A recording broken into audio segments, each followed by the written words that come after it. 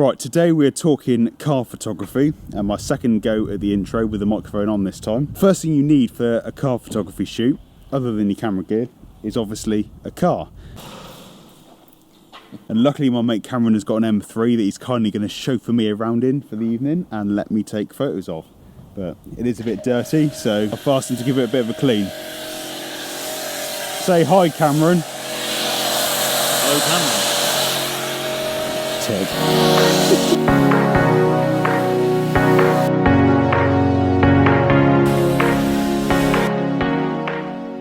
Right, car is clean, so let's get on to our first tip, which is choosing the right location, and most importantly, which we're going to be up against it tonight, is getting the right light. So now we've got to go somewhere. Where are we going to go? We need to go somewhere that's close enough so we don't miss the sunset, but somewhere that looks cool for the car. The moon. The moon. We're going to the moon. Let's go.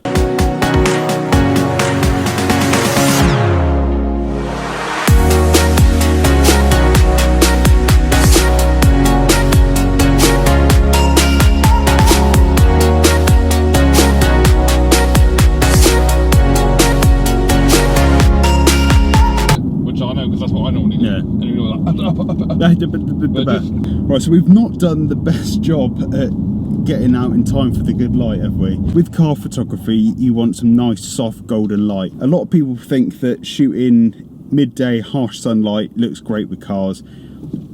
I'm not convinced. The harsh light does not do the lines of the cars any justice whatsoever, and they don't look good at all. So we're coming up for golden hour, so we've got some nice soft light, but we are cutting it a bit fine because the sun is setting on the wrong side of the location we're coming to, and also it's setting in 20 minutes time and we haven't even arrived there yet, so we are cutting it a bit fine, so learn from our mistake. So when it comes to choosing the location, you want to firstly choose a location that suits the style of car that you've got. So if it's a 4x4, then somewhere off-roady. If it's a race car like we're in, then you want something racy.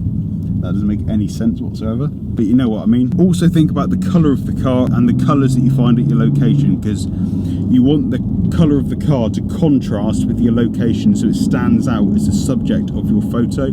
So like, for example, we're in a black car, so we want to go somewhere with a bit of colour going on, whether that's blue in the water, orange in the sunset of the sky, just so the black stands out as the subject. If you're in a brightly coloured car, maybe somewhere a bit urban, like a concrete car park or something like that, so the colour really pops and again stands out as the subject of your photo. So yeah, lighting and location.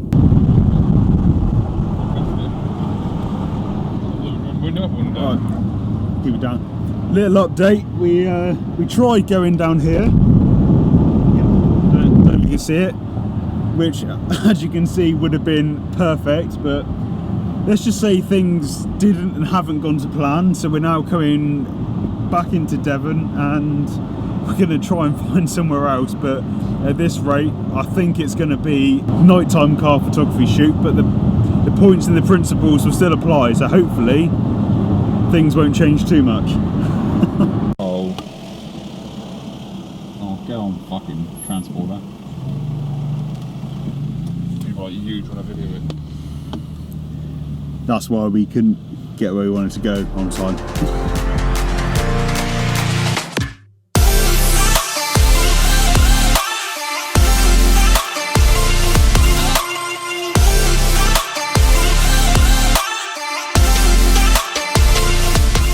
So we finally found a place. The sun has already set, as you can see, but it still looks nice. So we've already spoken about light and location, so we've not done the best job at demonstrating either of those, but my next tip is probably the most important one I've got for you, and that's to invest in one of these, which is a circular polarizing filter. You don't need to spend hundreds of pounds on them. You can get them off Amazon for about 15 quid. I'll link one below. I've got a Hoya Revo or something like that. It's about 100 quid. The Amazon one would do just as good a job. But basically what it does is it screws on the front of your lens like a normal filter. It basically removes all the glare off the windscreen and takes away reflections from the paintwork of the car, because cars are basically mirrors on wheels, and that is a nightmare when it comes to taking photos. The only downside is it will darken your image, so you've got to compensate for that normally with your ISO. Bear that in mind when you're exposing for your image. They're really easy to use. All you got to do is just rotate the ring, and you'll be able to see it through the viewfinder of it removing a section of reflection from the car. And then obviously rotate it until it's removing the reflection for where you want to take it away.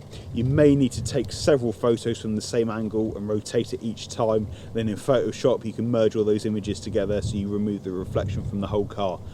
I hope that makes sense, but I want to get some photos done before the light disappears. See ya. So tip number 3 is obviously getting your angle and composition right. So you want to position the car nicely in the scene like we have here. Use traditional like composition methods like the rule of third, so try and get the car either nice and central or off to one of the thirds. If there is some, try and utilise like things like leading lines as well. So like we've got the edge of the grass bank from either side of the frame, which draw your eyes to the car. And don't be afraid to mess around with different angles. Get down and dirty like I have, get down nice and low. Also do the opposite, get up high, because cars also look really cool from the top down. Just anything that isn't just from normal standing height. You want your photo to stand out from someone who's just stood there and just pointed their camera at it. And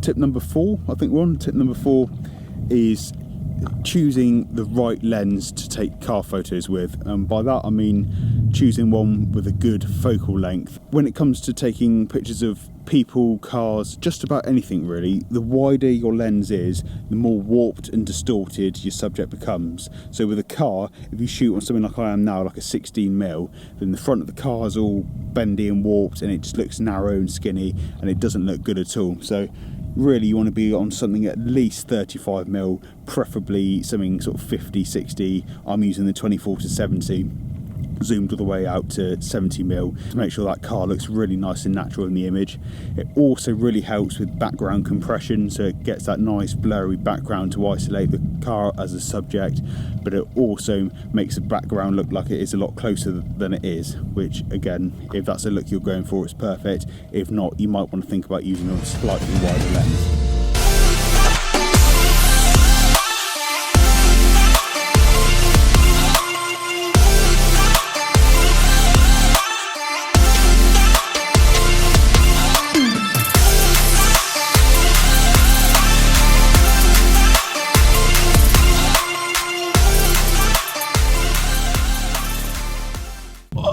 Get a nice little background going on here. Let's get in Cameron's photos. Right, so we've spoken about choosing the right location at the right time of day, i.e. getting the right light, which is the bit that we messed up. As you can see behind me though, it does look pretty cool already, so we're going to try long exposures while we're here. Spoken about how a circular polarizing filter is a must-have when it comes to car photography for getting rid of those horrible reflections and that glare off the windscreen. Really makes the car look crisp and sharp. Then we've spoken about the positioning of the car once you get to that location, utilising things, anything you can is leading lines, basic composition rules, like the rule of thirds.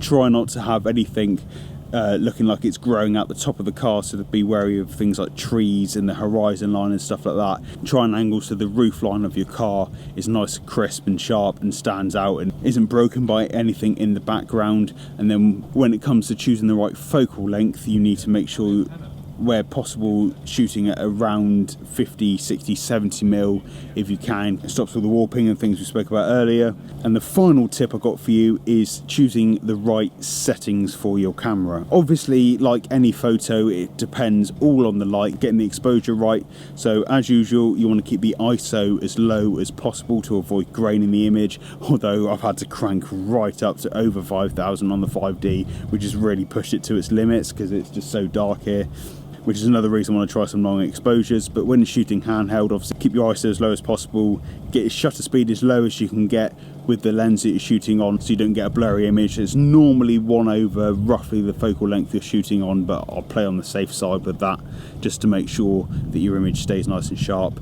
When it comes to the f-stop with car photography, if you're shooting an angle where it's not a close-up detail or something like that, where you've got the depth to the car, i.e. the length or the width of the car, then you need to be looking at a f4.55, just so you don't have the front of the car in focus and then the rear drifting slightly out. You want to keep the car nice, crisp and sharp and in focus, and that will obviously make it stand out as the subject of your photo. And a little bonus tip for positioning cars: a front 3/4 always looks good. So if this is the car, you want it that sort of angle, so you come to the headlight and walk straight backwards, and that gives you a really nice angle. And do the same on the rear, dead on side, dead on front and rear. And with the front and rear shots, I'd recommend getting nice and low. Makes the car look nice and wide and mean that way. Do not forget the details. Get the badges, get the make of the car, like the BMW Randall in this case. Get up close with the wheels and the brake calipers and things like that, and just get really creative with it. And that is the key to car photography, is just showcasing that car, just bearing in mind those tips that we've spoken about. I'd love to see what you come up with, so tag me in some of your car photos on Instagram at harry.base, and I will let you know what I think of them.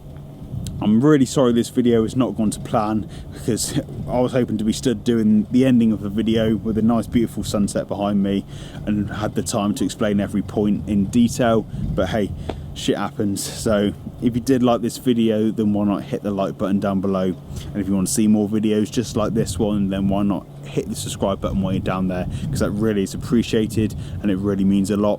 And yeah, guess I'll see you in the next one.